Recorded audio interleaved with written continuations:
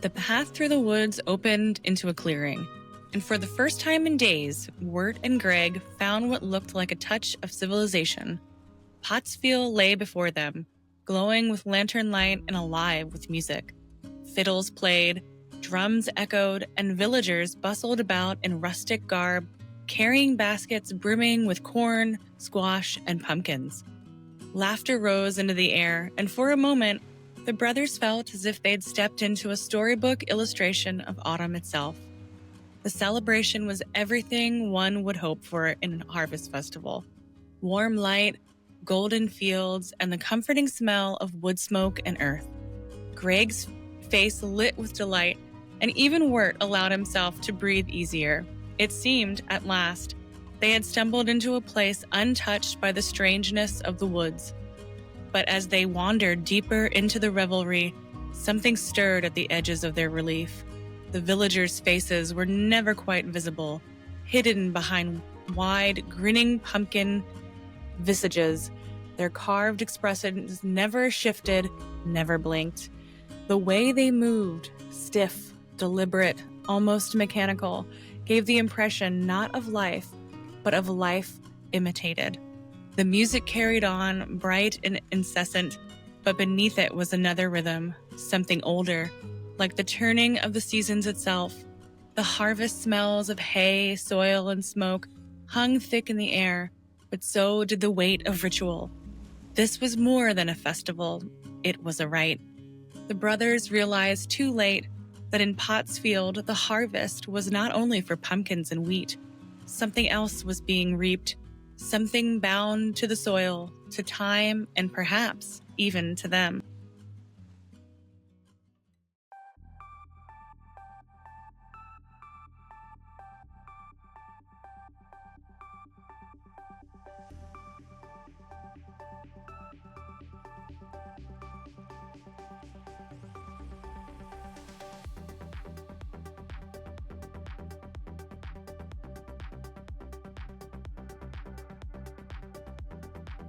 Welcome back to Sasquatch and Sourdough. I am your host, Christina, and I don't know about you, friends, but it's been a heavy, heavy week.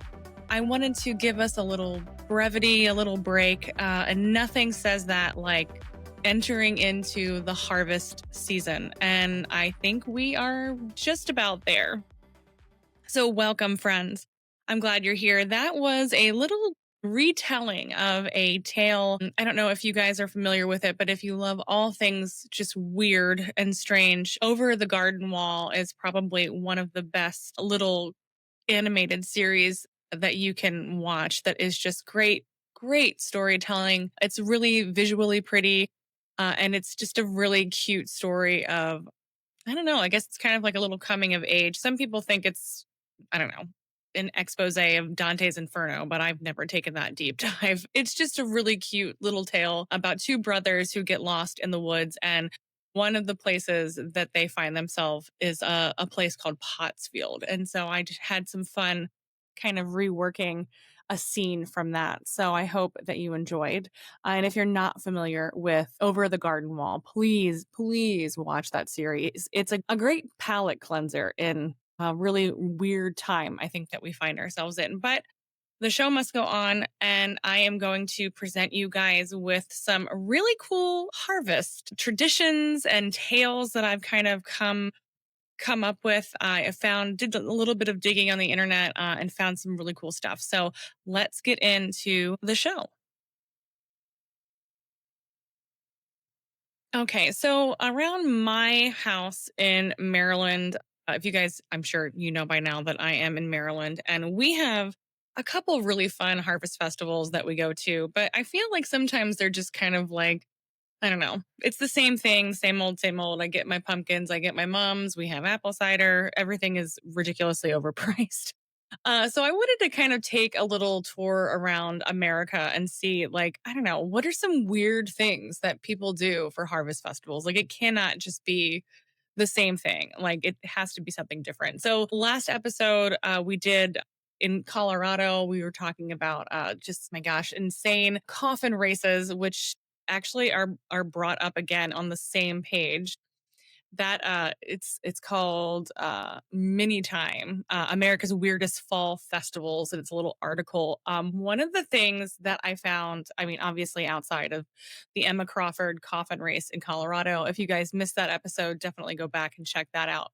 But this is actually really cute. It's a sheep festival, which is just, I think, adorable. It's called Trailing of the Sheep Festival, and that takes place in Idaho. In It's Ketchum and Haley, Idaho. And it says in the past century, humans have been often been outnumbered by sheep in Idaho. This festival, about 3 hours east of Boise, observes the critters' annual migration to the southern part of the state. The big event is Sunday's Sheep Parade, where you can follow 1,500 sheep down Ketchum's Main Street. On other days, you can watch the championship sheepdog trials, a lamb barbecue, and hear music from sheep loving areas such as Peru, Poland, and other regions. Kids can learn about soap making and wool spinning or create Christmas crafts. And this is really cute. And it's in October 9th through the 12th. So if you find yourself in Haley, Idaho, check out the sheep festival. That is adorable.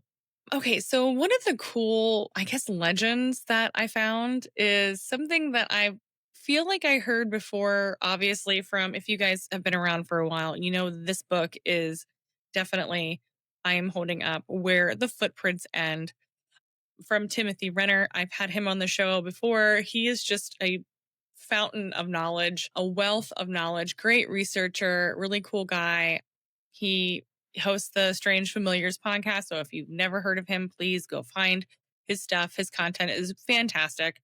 He's also an illustrator, and he just comes up with really, really cool stuff.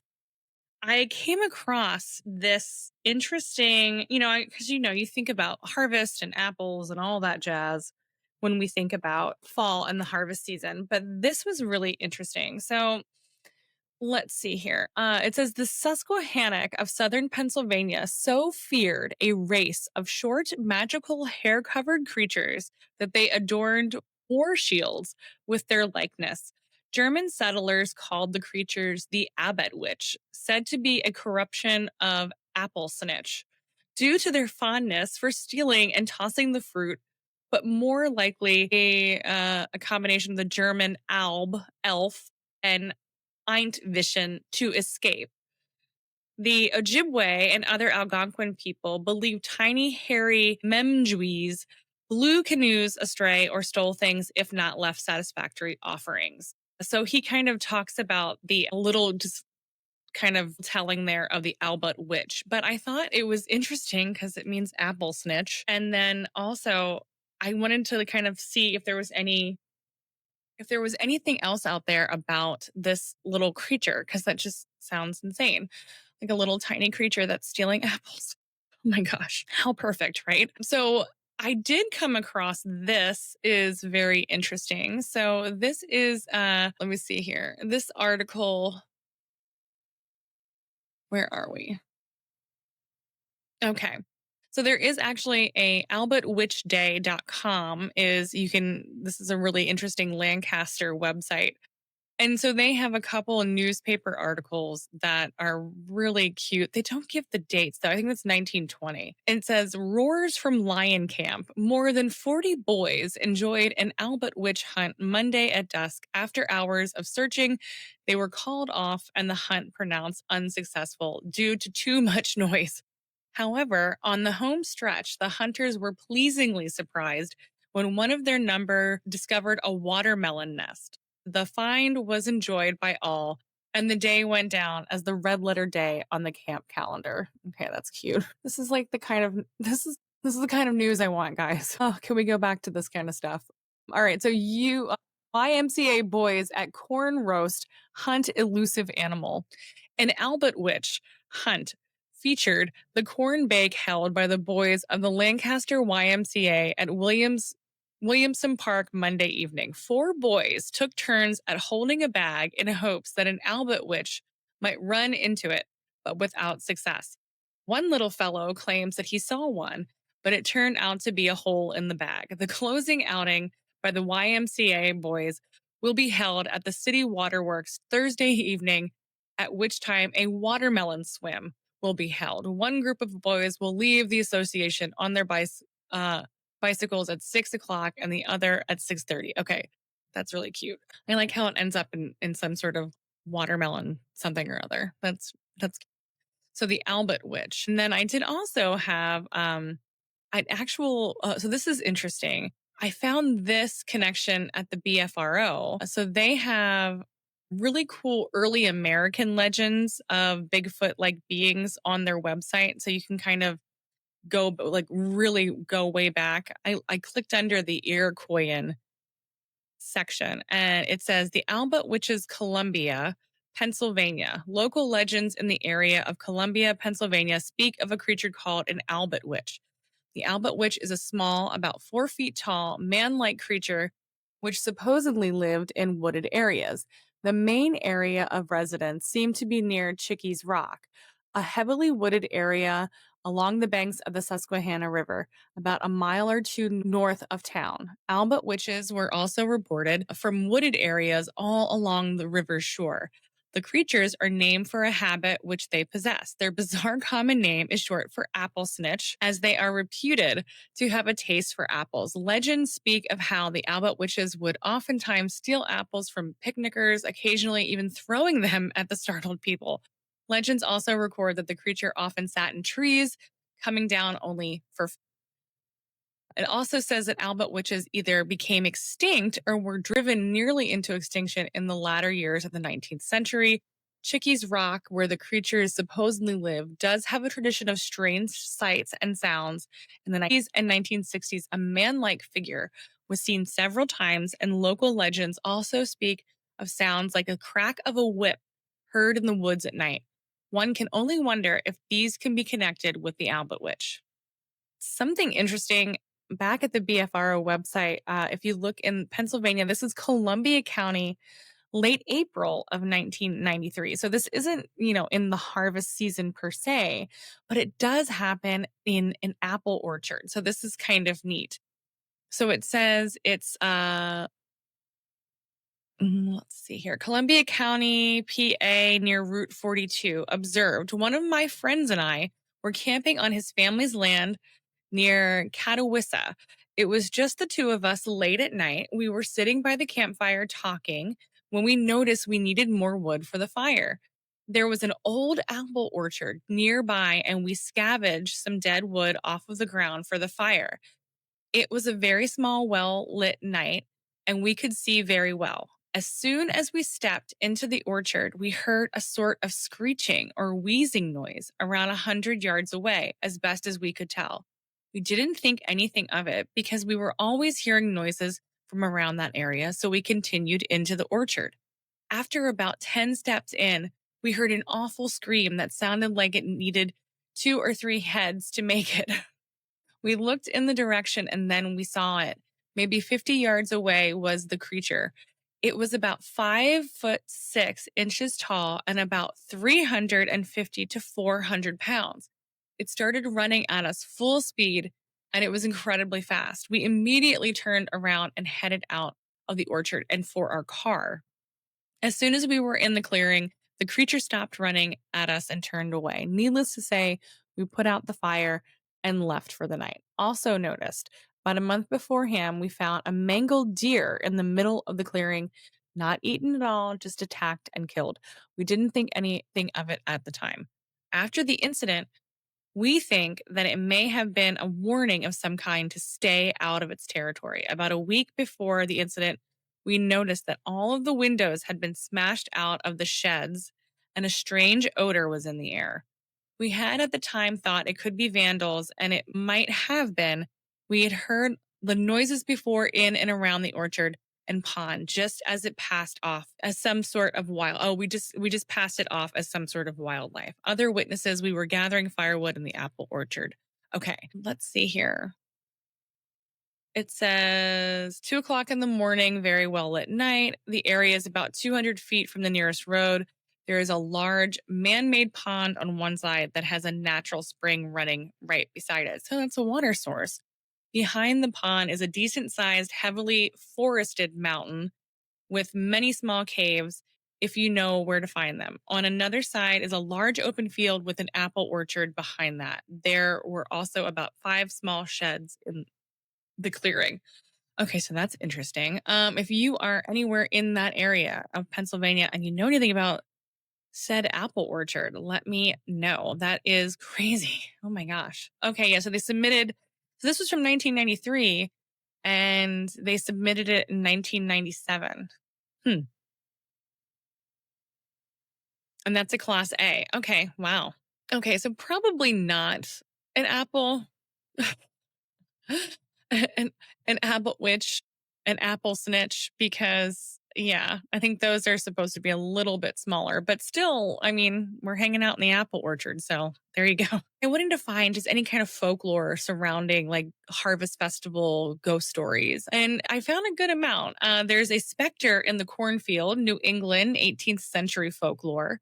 Farmers in rural Massachusetts whispered of a lantern man who walked the rows after the corn was cut. His light was said to be a warning of poor harvests or early frost.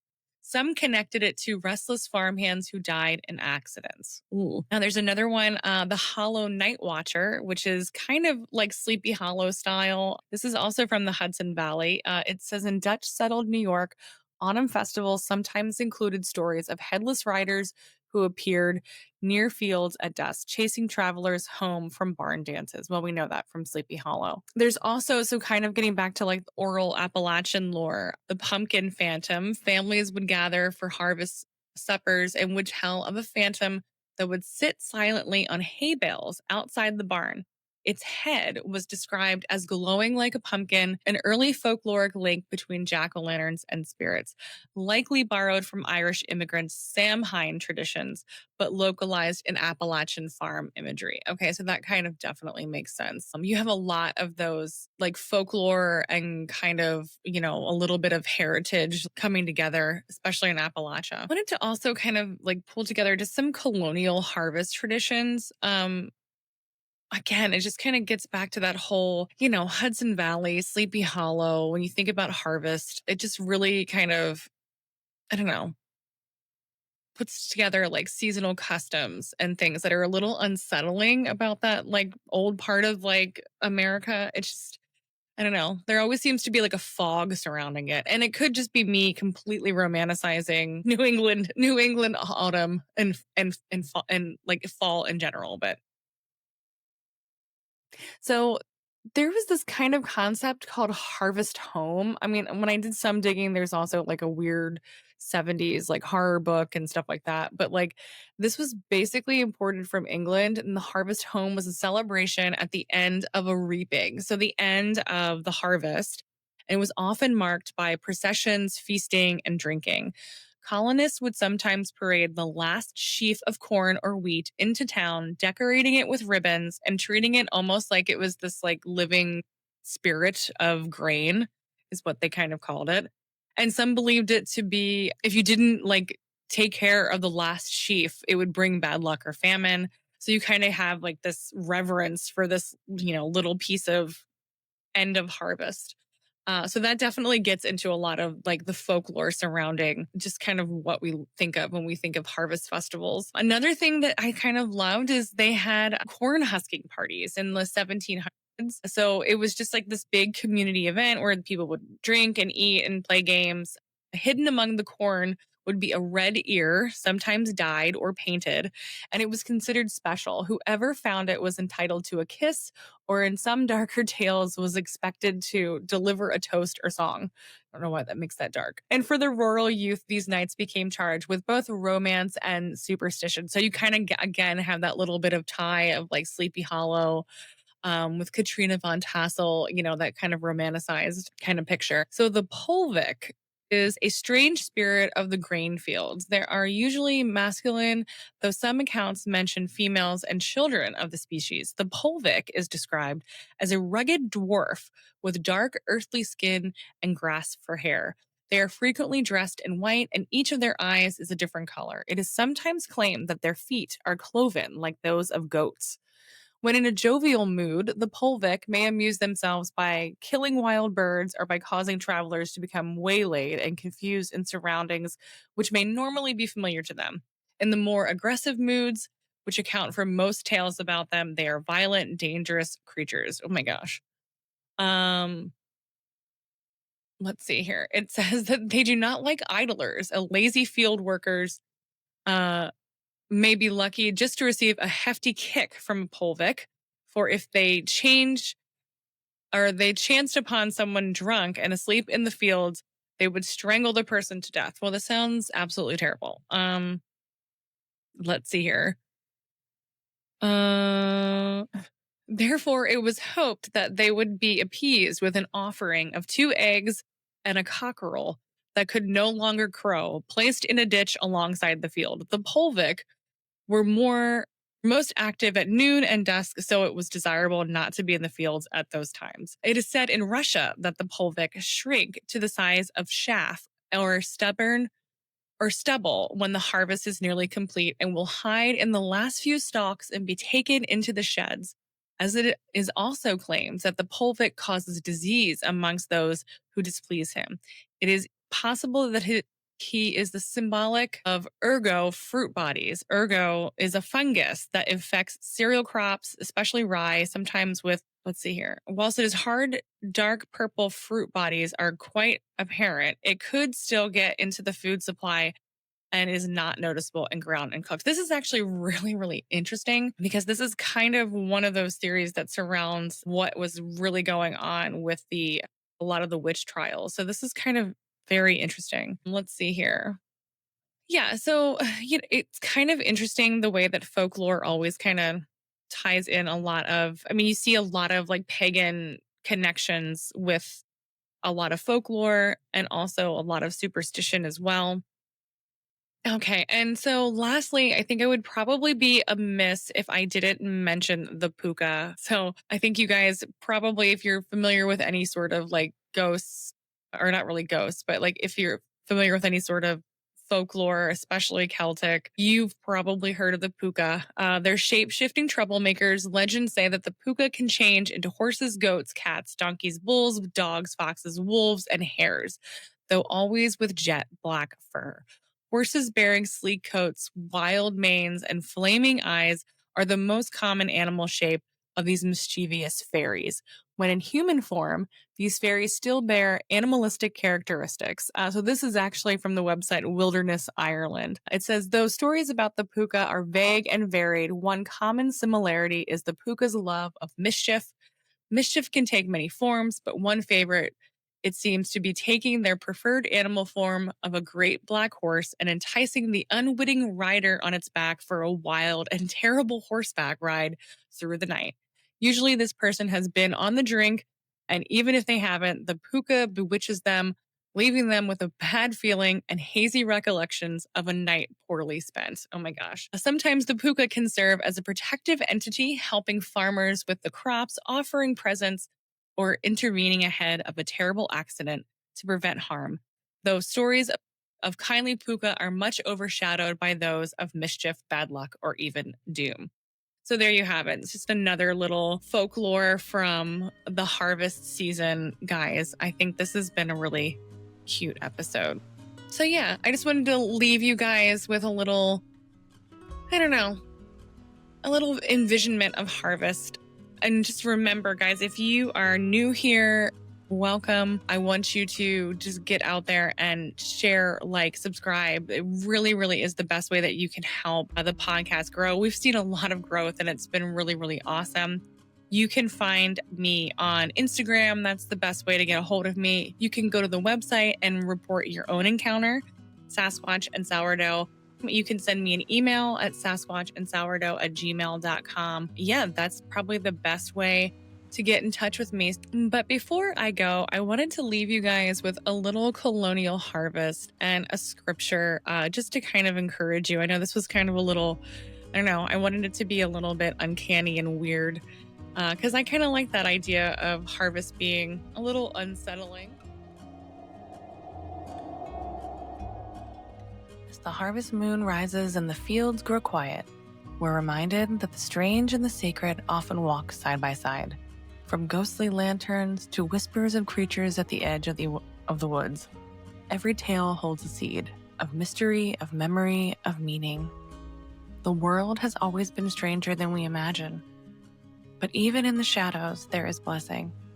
The land yields its harvest. God, our God, blesses us. Psalm 67:6. May the strange stories of the season stir our wonder, and may the harvest remind us that what is gathered in light will always outlast the darkness. Until next time, remember, the truth is out there, God is with you, and everyone always ends up in the kitchen.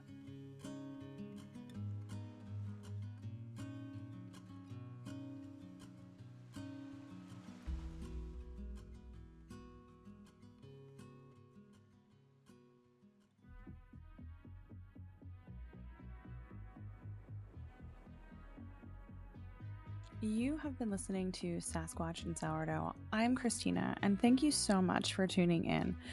Sasquatch and Sourdough is so much more than just a podcast. We're a community of kindred spirits, united by our curiosity and fascination with the extraordinary. And we want to bring you into the conversation. So whether you've had a brush with the unexplainable, seen something that you can't quite wrap your head around, this is your space. We invite you to join us as we break bread and break down the barriers between the known and the unknown. If you want to share your story, you can email us at sasquatchandsourdough@gmail.com or send us a DM on Instagram. Until next time, remember, the truth is out there, God is with you, and everyone always ends up in the kitchen.